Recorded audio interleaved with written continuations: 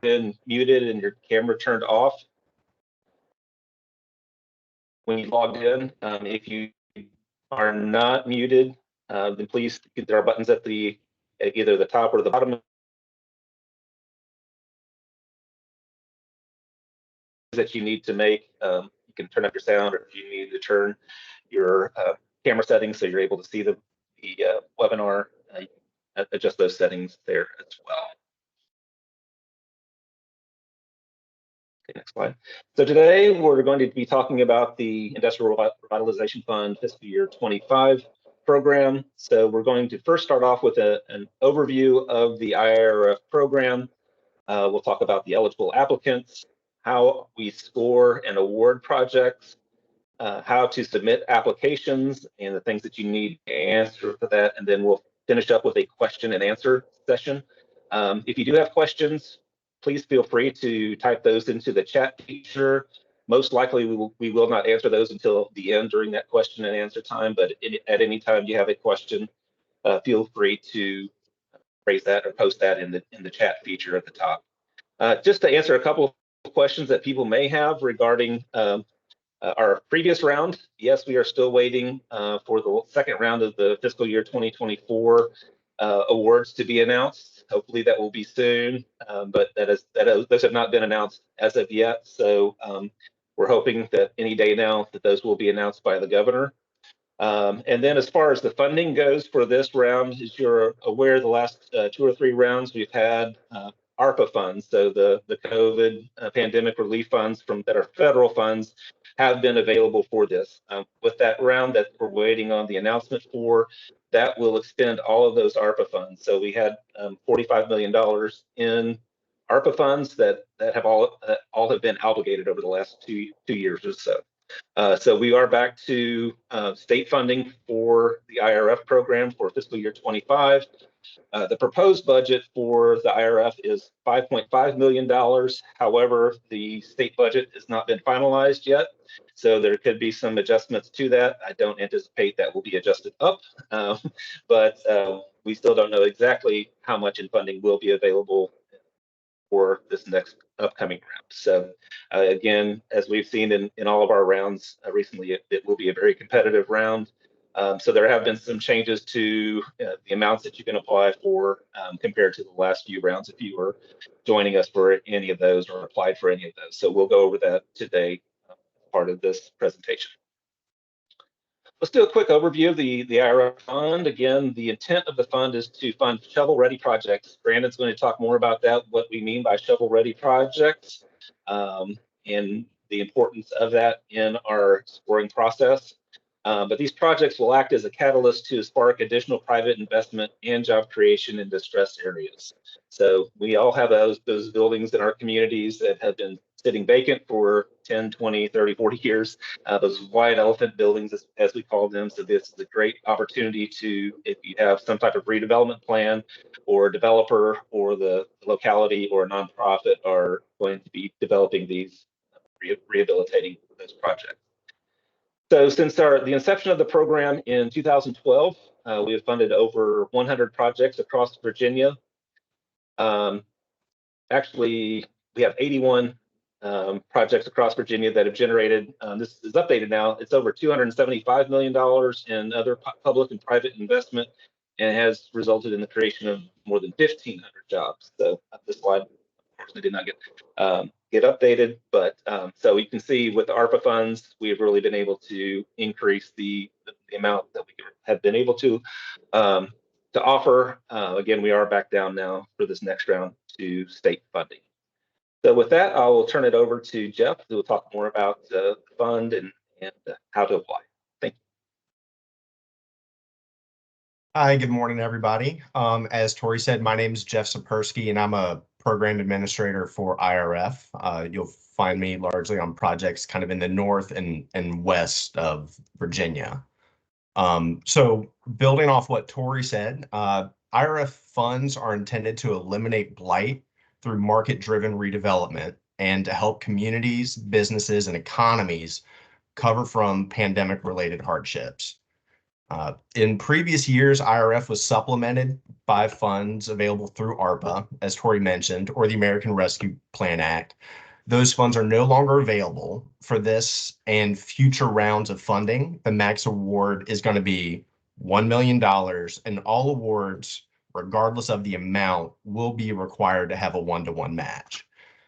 This is a notable change to the award structure, so be mindful about this requirement when submitting your application. And just as a point of emphasis, match is going to be required on all awards, regardless of the amount. In terms of who can apply for the funds, the applications are open to units of local government who can apply on behalf of nonprofit organizations or for-profit entities. This has not changed from previous rounds.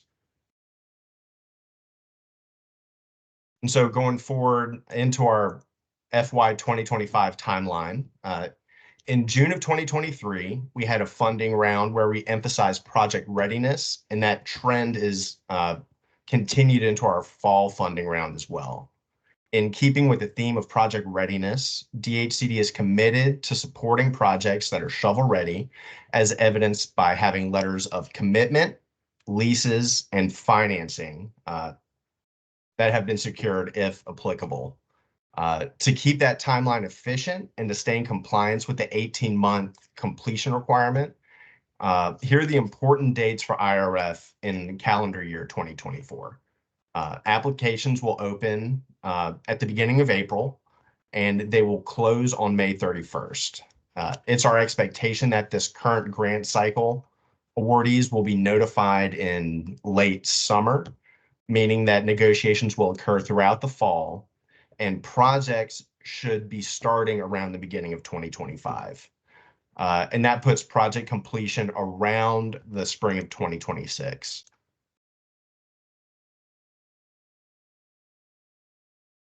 And so now the eligible properties. Let's discuss what kind of properties are eligible here. As stated earlier, IRF is intended to target vacant, deteriorated, and blighted structures whose condition creates a notion of economic blight in the area and is a deterrent to the surrounding area. Targeting properties that fit these criteria can help you develop a worthy project. Some common types of properties we encounter are old manufacturing facilities, department stores, warehouses, theaters, hotels, shopping centers, and school buildings. Be mindful that greenfield sites are ineligible to apply, as are solely residential sites. For those projects that involve a mixed use component, 30% of the total square footage of the building must be classified as commercial. And so if you found the right property for it, what are the allowable activities? These are going to be activities that can be billed, allocated, or funded by IRF funds.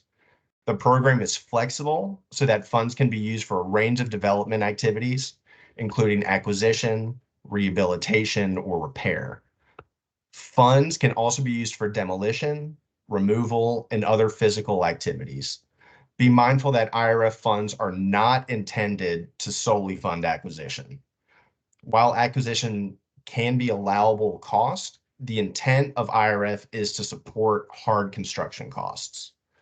Additionally, for any project proposing demolition, a plan for redevelopment will be required. The same logic applies to demolition, in that IRF should not be used solely to fund that activity. Generally, demolition should only be used in circumstances where the size or location of a building precludes redevelopment potential, or in cases where there's an imminent safety threat posed by the building. Again, please note, grant administration is not an eligible activity for IRF. Up to 5% of your local match for the project can count towards grant administration and will be considered as match or leverage, but it is not an IRF cost.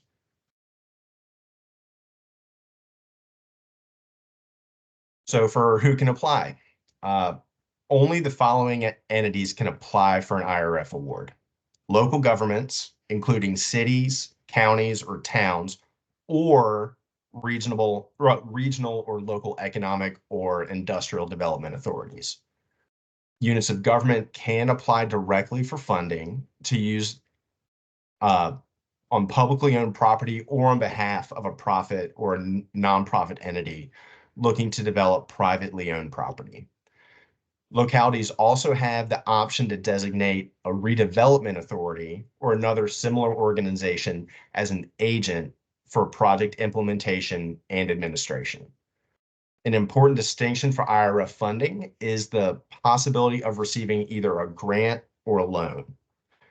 The project will be funded as a grant if any of the three following conditions are met. One, the property is publicly owned. Two, the privately owned property has an option agreement in place for purchase by a local government at time of application. Or three, the private property is owned by a not-for-profit tax-exempt entity. Funds will be considered a loan when the property is owned by a private for-profit entity and the end product will be owned by a private for-profit business.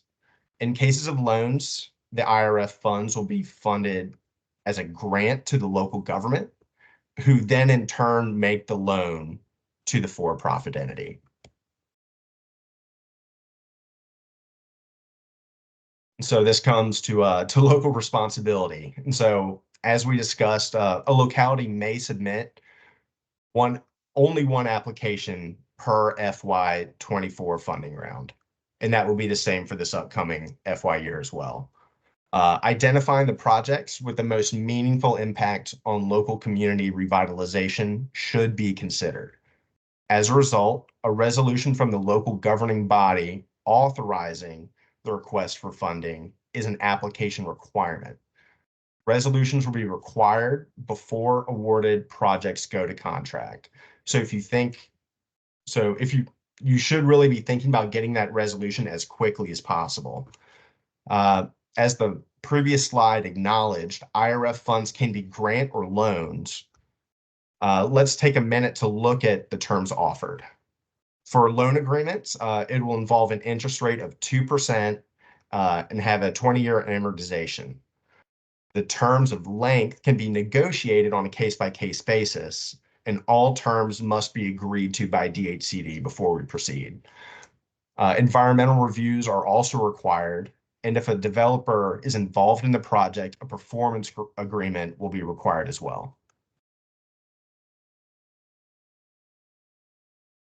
And so that brings us to match. Match is an important part of the IRF application, and a strong match amount can help identify projects with financial support already put into the project. Match can come from public or private sources, and the match must be cash or documented costs that are directly associated with the property. Local match can include federal, state, local, and private funds and have been spent within the last full fiscal year. And so for right now, that would be beginning on or after July 1 of 2022. Eligible match can include acquisition costs, construction-related soft costs, investments to machinery or tools, notices, permits or fees, and other documented costs directly associated with physical activity on site. Again, no more than 5% of local match will be accepted as in-kind or cash for out-of-pocket administrative costs.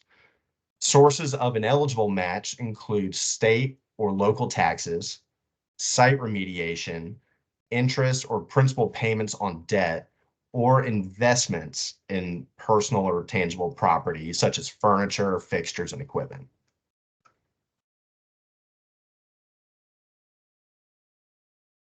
So DHCD prioritizes projects across 6 different areas. Noting these funding priorities are not listed by importance, as some factors weigh heavier than others. The priorities for DHCD projects include a relationship to a local or regional economic development strategy, properties with a high degree of blight, project readiness, projects with a clear end use, and end uses that have clear impacts on the economic activity of the area, and project localities that are experiencing high economic distress.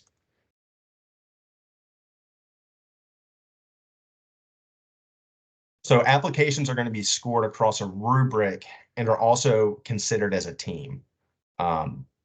Through a competitive application process, greater priority will be given this year to those projects that display a high level of readiness. After the team has considered all applications, those scoring the highest will be awarded and will continue in descending order until all funds are allocated. In no case will applications scoring less than 70% on our applications be considered for award. A strong application will be able to display that a project is ready to go, but could not be finished without IRF funds. Projects should not rely solely on IRF funds, and IRF funds should not be taking the place of traditional lending. All other financial resources should be exhausted before IRF, as the program is intended to serve as a gap funding or financing for these projects. And so in regards to the scoring, this slide you see here is a representation of how DHCD will score applications for this cycle. As you can see, project readiness is the priority. Relationship to a local strategy accounts for 10%. Clear use constitutes another 10%. Economic impact is 20% of the overall score, while the level of distress counts for 15% and match counts for 5%. There are also other considerations that can help an application gain an extra 5%, such as amount of match in proportion to the amount requested, and the use of SWAM vendors and other factors. And so going forward with the application process, I'm going to hand it off to Brandon. Thank you, Jeff. Again, I'm Brandon Archer. I'm the other program administrator for the state. I now cover most of Southern Virginia, Central Virginia, and the eastern part of the state. In terms of the application process, let's say you're confident you have a project that meets all the criteria we've discussed, and now you're ready for CAMS. First step is to register your organization in CAMS if you've not already done so. It can be done using the link that we have here on the screen. Some of you might be familiar with CAMS if you've participated in other DHCD programs before, and for others, this might be your first foray into our system of using applications. Make sure you give yourself enough time to familiarize yourself with the system and avoid delays during the application process. After you've registered, you can start your application in CAMS. And after you've set up your account and got your password figured out, you'll be able to select IRF as a choice and start your application. When in CAMS, be sure you save each page often. CAMS can time you out if no activity has occurred over a period of time, and you don't want to lose the information that you've been typing into your project narratives. As you work through the application, you'll have the option to save the application and come back to it later. Be sure to save before exiting any page.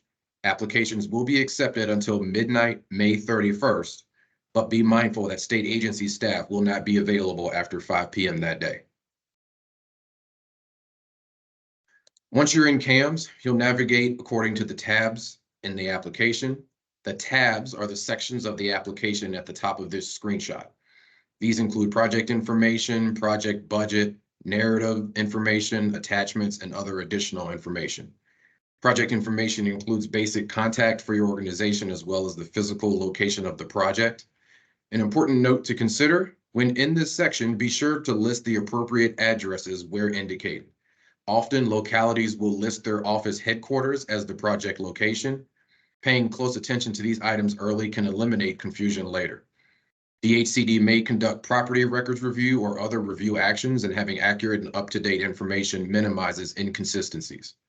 Here in the project budget tab, please report all funding in the appropriate categories and provide a written narrative to support the line items entered. Be sure to report all activities needed to bring the project to completion, as this helps present a ready-to-go project. In cases of activities funded by other sources, use the other category. Be sure to list all sources of non-IRF funds. Be mindful that although this round of funding is an FY24 funding cycle, in CAMS, the application will be under the FY25 drop-down menu box. If you're new to CAMS, feel free to reach out to either Jeff or I for any technical assistance you might need navigating through CAMS. Here is the project budget tab where you will report all of your funding in the appropriate categories. And there's also a box for you to provide a written narrative to support the line items that you enter. Be sure to report all activities needed to bring this project to completion, as this helps present a shovel-ready project. In the cases of activities funded by other sources, use the other category. Be sure to list all sources of non-IRF funds. This is the project overview section. The project summary sheet's the first document that the state agency sees when we review your application, so report this information accurately. This includes the locality applying for the funds, the address, and other background information such as the initial year of construction, the owner, the end user, if applicable, the total project budget, as well as job creation projections. This is a high-level report of the project, and more detail can be provided within the application. Be mindful to distinguish, again, exactly where the project location is. Be sure not to report your locality's administrative building or the town hall as the project address. Additionally, reporting that incorrect address could create irregularities in your application that might impact scoring. As it relates to the funding priorities Jeff mentioned earlier, we can now take a look at some of those considerations. In identifying a relationship to a local or regional economic development strategy, you should discuss or highlight any plans or strategies that your project would support or align with, and you should also discuss recent public or private investment that will contribute to the success of the project. This is your chance to position your project within the local strategy, which can help convey public support for the project or a willingness of local government to support your development. In terms of clarifying how blight and deterioration can be addressed, here you may discuss how you selected the property in lieu of other projects in your locality. For example, how did you determine that this was the highest community priority? Also describe how the property was determined to be blighted and how its derelict status negatively impacts the community. Think about how the current condition impacts the surrounding area, and be sure to include photographs into the attachments section to support your statements. While it's not necessary to provide photos of every square foot of building space, providing visual documentation of the major areas and the totality of the building should be provided. Without visual representation, it's difficult for the state to assess deterioration and blight. Provide photos of the interior and exterior of the building, paying particular attention to those areas that are directly supported by IRF funds. Project readiness, again, is the main priority when we consider applications. Be sure to report any public or private investments, work timelines and projections, or any other information you believe supports project readiness. A clear work plan with sound timelines can make the difference in positioning projects for success. And conversely, projects without clear work plans may have difficulty completing activities in the allotted timeframe. What we see here is the project status sheet. This helps DHCD understand the current status of the physical project in terms of its development. Be sure to indicate all activities that have happened up to the point of application, including any zoning changes that were needed, how or if tax credits will be utilized, as well as listing out all financing sources and describing the finality of the design process. Be sure to include all steps that remain before you expect the project to be complete. Here we see the match funding chart. This is how we ensure all financial sources have been positioned correctly and the anticipated date of those funds. Include all sources of funding in the left column, both public and private. This could be from philanthropic organizations, local public funds, and private investment. Be sure to include the amount received in funding, and if the process is still underway, please report the anticipated date of the receipt of those funds. Remember that all sources of financing must be finalized before projects move to contract. DHCD will not execute any contracts if any of those sources have not been validated. We also want to paint a good picture of the intended end use of the property. In previous years, some projects received funding that had not identified an end use or a user. Since this round will be more competitive than previous years, it will be important to zero in on that use early in the process. Documents to support your projected end use include market studies, feasibility studies, pro formas, and other economic viability data. If possible, provide a copy of the end use business plan as well. Also use this section to describe how end users will be recruited and secured, and discuss any current interests or commitments in this section. It's also expected that the applicant provides some figures related to an operating budget once the project has stabilized. This helps the state understand the long-term viability of the project and also provide a management plan that details how the project will be managed moving forward. When detailing projects and their end use, please spend time preparing a narrative on the expected community impact, including new and full-time jobs, new businesses created, and leveraged private investment. All this information helps us create goals for the project that must be achieved before the grant or loan is closed out. Also describe projected increases in local sales, meals, or lodging tax revenues, anticipated increases in tourism revenue, and you may also find it beneficial to include information about the indirect outcomes of this project, such as access to services or resources for residents, workforce development, and quality of life improvements. This is a template of our distress score chart, which is used to help identify communities that receive tiered support from the state. Localities with a high distress score require additional support beyond what other localities may receive.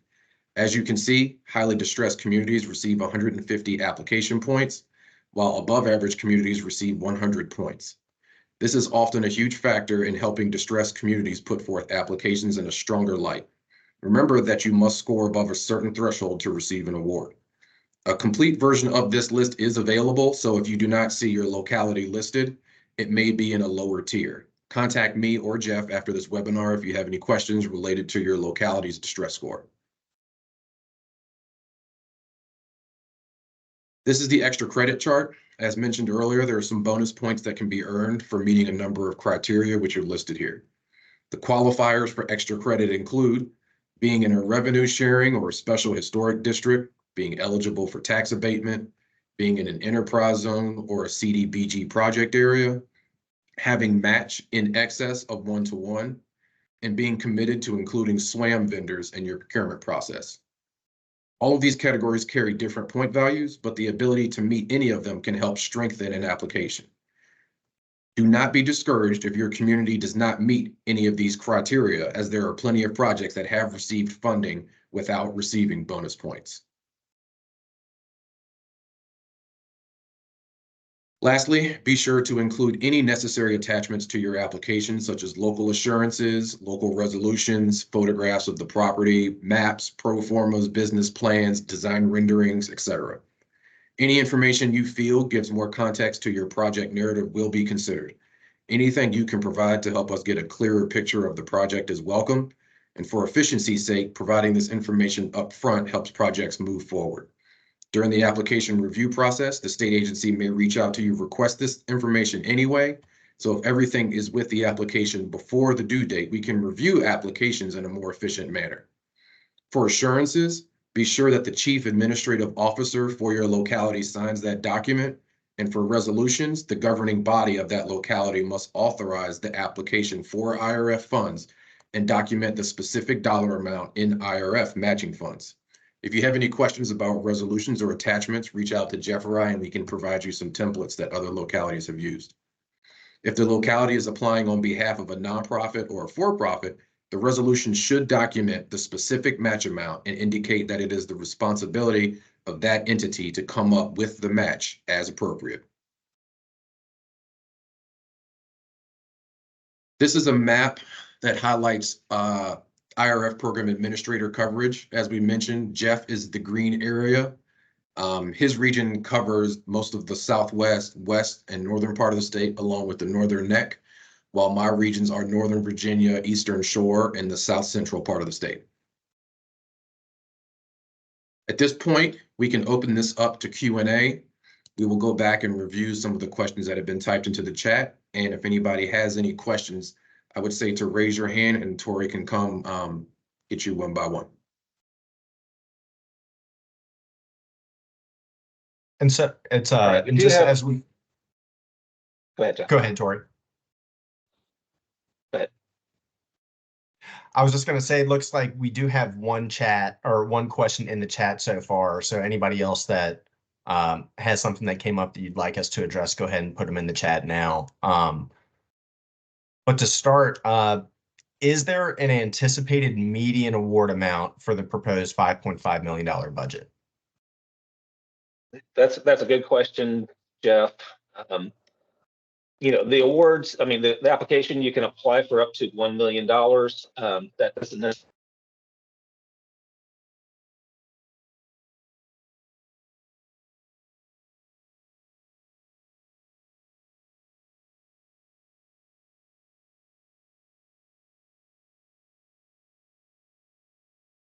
Tori, I think we lost you for a second.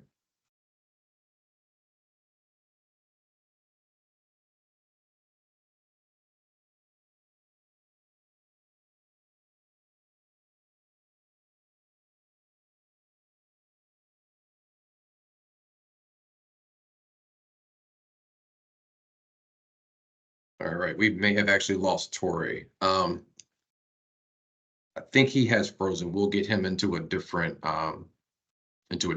He's using Wi-Fi. I see one question in the chat. What department in my local government would I contact to partner with as a nonprofit who would like to be the end user? That's kind of on a locality basis. How organizations and groups come together is kind of up to you. A lot of times we will have nonprofits that approach us and they have a property that they're interested in. We would most likely just connect them to their locality, usually economic development. But there's not any official course of action that we need to do. Basically, what it looks like is if there's a nonprofit entity that's going to be working with a unit of government, and that project's going to be funded as a grant, our contract documents are going to have all of the language that just kind of stipulates how that relationship is managed and who's responsible for what.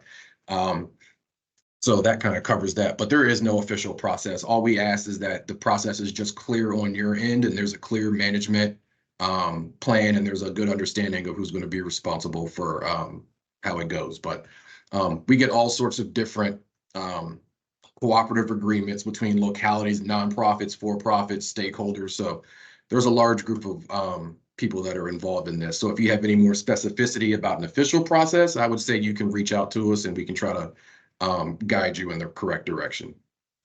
Thanks, Brandon. I'm sorry, I had some issues with my connection to the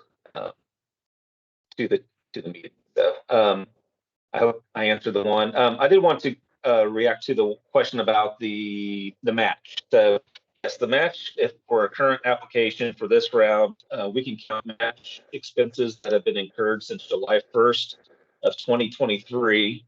However, a caveat to that is if you have applied for a prior IRF award and were not awarded for that project and you're applying again for that same project, you may go back to the original, whatever, if you applied last year and we could go back to July 1st of 2022, you are still able to do that and use that date. So,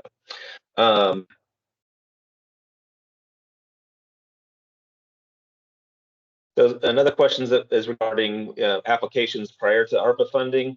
I would say probably on average we would receive 8 to 10, around 10 applications a year. Of course, at that time we were only able to fund 3 to 4 projects a year, so the program has always been oversubscribed. We almost always receive more applications than we have funding for, and we anticipate that to continue with this round and moving forward. Brandon, were you answering Amber's question whenever I came back on about who to contact at the local government? Yes, I answered that one. Yes. And then, are there any planning grant funding going forward? No, there. At this point, with the funding that we have, we won't have any funding for planning grants in the near future. So. And the next one, Tori, can a project involve revitalizing a leased building? So our project involves a building that we will not be able to buy, only lease, and has been derelict and blighted for over 15 years. In other words, can IRF only be used for a building that is purchased? That's a good question.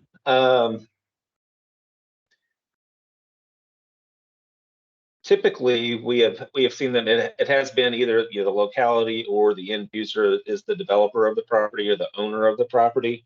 So we typically haven't done that. Richard, if you want to send an email to us with a few more details about the project to our real estate email address that will be coming up on the next slide, we'll be happy to talk to you a little bit more about that specific case. Next question is, what if the owned land is an old house or building? Yeah, we've done those projects before.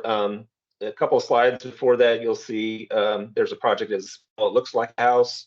It was actually an original tavern from 1710 that had been used for other,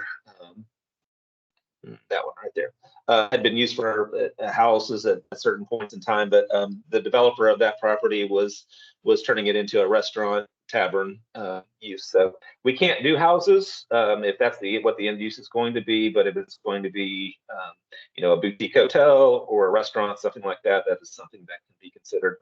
It would have to be zoned as commercial, so there could be some zoning issues that Brandon mentioned that you would need to put in there if rezoning would be necessary for that.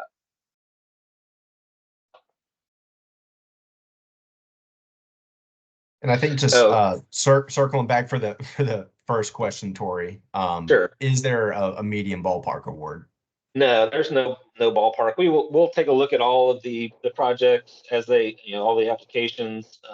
Like I said, in the past, we have lowered the awards to allow for more projects to be funded. In some cases we haven't. So really, it's hard to say a median with this, because before we had ARPA funds, the maximum award for any project was $600,000. But we are still with the state funding. Whenever we changed to the ARPA, had the ARPA funding, we allowed up to $1 million. So we're still allowing that, but there's no. I really can't give you a median, really, for that and what we might anticipate going forward for this round. All right, any other questions that you see, Jeff or Brandon? That's all we have here for the moment. Okay. All right, so you have our contact information. I was hoping that the website would be updated with the fiscal year 25 guidelines and award and application manual. We are trying. I can't see a way to attach. Do you see that in the chat? Do you have an option to attach either Brandon or Jeff so we can attach those? They must not have had that set up in settings.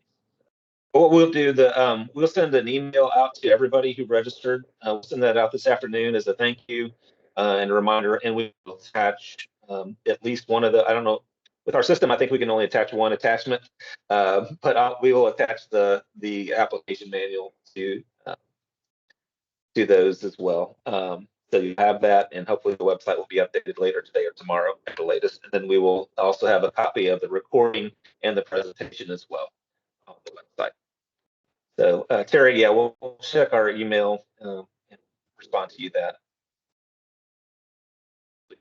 So, all right. There aren't any other questions. Again, thank you so much for joining us. We anticipate another competitive round this round. So if you need any help with your application, we're happy to provide technical assistance. So please reach out to Brandon or Jeff. Can you go back to the slide with the maps so you can see what areas there? So you can look at your locality and see who the best contact person is, either Jeff or Brandon. They'll be happy to help you with that. We can even review your application or pieces of your application to see and maybe give you some. We can't do it for you, but we can give you some pointers on maybe ways that you can make it a stronger application.